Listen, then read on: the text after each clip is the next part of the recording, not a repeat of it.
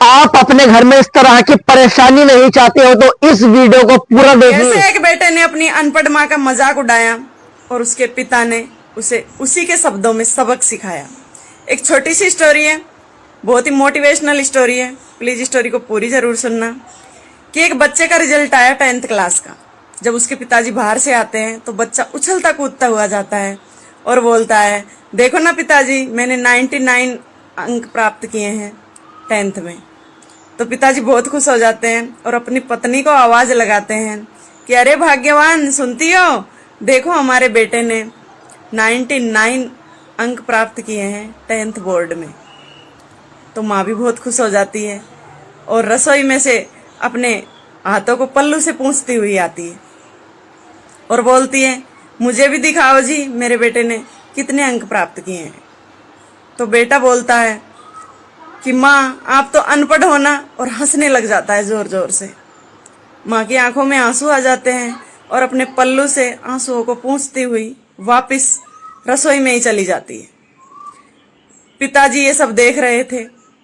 उसके पिता ने उसे उसी के शब्दों में व्यंग्यात्मक रूप से कहा कि हाँ बेटा, जब हमारी शादी हुई थी ना, तो तू 2 महीने का पेट में था ना, तो मैंने तुम्हारी माँ से बोला था कि अबॉर्शन करवा दो, अभी हमें घूमना फिरना है, दुनिया देखनी है। तो तुम्हारी माँ ने कहा कि घूमने फिरने और समझने के लिए तो पूरी जिंदगी पड़ी है, मुझे तो बच्चे चाहिए, क्योंकि वो अनपढ़ थी ना। और जब तुम पेट में थे ना, तो तुम्हारी माँ से डॉक्टर ने बोला कि वीकनेस बहुत ज्यादा है और 9 महीने तक लगातार दूध पीना पड़ेगा। और तुम्हारी माँ को दूध बिल्कुल पसंद नहीं था, लेकिन तुम्हारी सेफ्टी के लिए उसने लगातार 9 महीने तक दूध पिया, क्योंकि वो अनपढ़ थी ना। और जब तुम रात में बार बार टॉयलेट कर देते थे, तो तुम्हारी माँ तुम्हें सूखे में सुलाती और खुद गीले में सोती थी, क्योंकि वो अनपढ़ थी ना।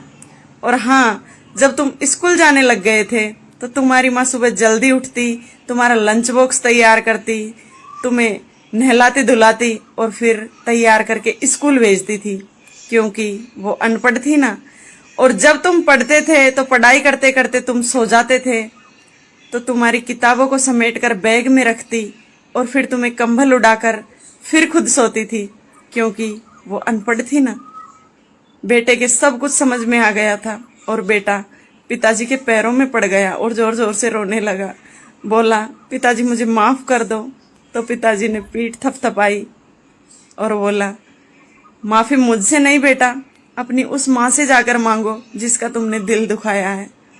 बेटा रसोई में गया और अपनी माँ के गले से लिपट गया और बोला, माँ मुझे माफ कर दो, मुझे समझ में आ गया है कि मैंने भले ही परीक्षा में 99 अंक प्राप्त किए हैं, लेकिन मेरी जिंदगी में तुमने मुझे 100% अंक दिए हैं। तो साथियों, माँ भले ही चाहे डिग्रीधारी हो या अनपढ़, उससे कोई फर्क नहीं पड़ता, लेकिन माँ की ममता में कभी फर्क नहीं पड़ता।